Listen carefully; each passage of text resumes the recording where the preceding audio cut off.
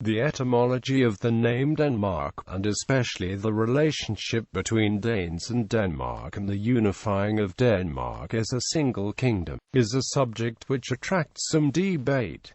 In Old Norse, the country was called DanmÅrk, referring to the Danish March, viz.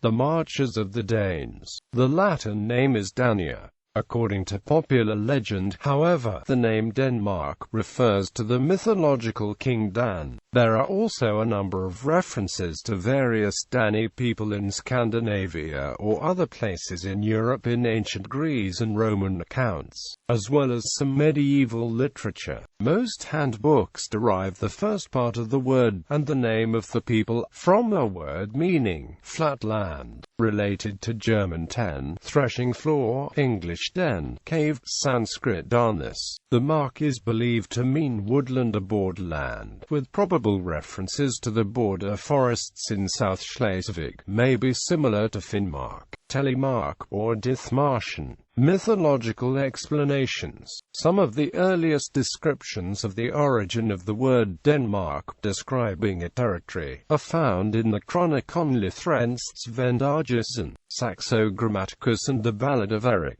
There are, however, many more Danish annuals and yearbooks containing various other details, similar tales in other variations. Other names are spelling variations. The Chronicon Lythrensts explains how the Roman Emperor Augustus battled Denmark in the time of David. Denmark consisted of 7 territories: Jutland, Funen, Zealand, Mont, Falster, Lolland and Skane, which were governed by King Yppr of Uppsala. He had 3 sons, Nori, Austin and Dan. Dan was sent to govern Zealand, Mont, Falster, and Lolland, which became known jointly as viz.the. When the Jutes were fighting Emperor Augustus, they called upon Dan to help them. Upon victory, they made him king of Jutland, Funen, viz.the and Skane. A council decided to call this new united land Danmårk after the new king, Dan. Saxo relates that it is the legendary Danish king Dan, son of Humbly, who gave the name to the Danish people, though he does not expressly state that he is also the origin of the word Denmark. Rather, he tells that England ultimately derives its name from Dan's brother Angel.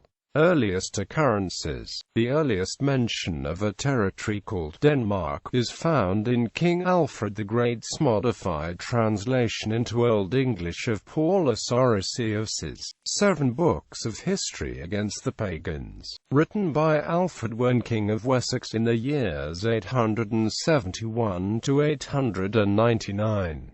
In a passage introduced to the text by Alfred, we read about Othere of Halageland's travels in the Nordic region, during which Denmark was on his port side.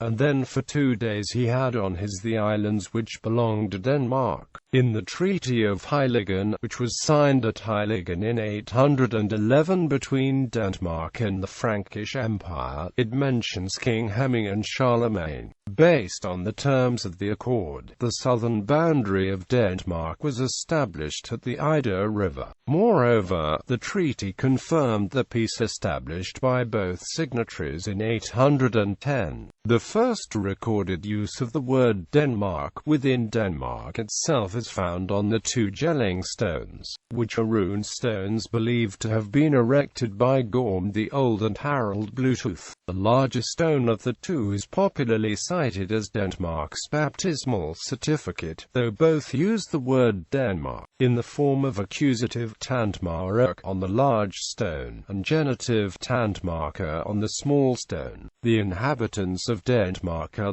called Tani, or Danes, in the accusative. In the Song of Roland, estimated to have been written between 1040 and 1115, the first mention of the legendary Danish hero Holger Danske appears. He is mentioned several times as Holger of Denmark.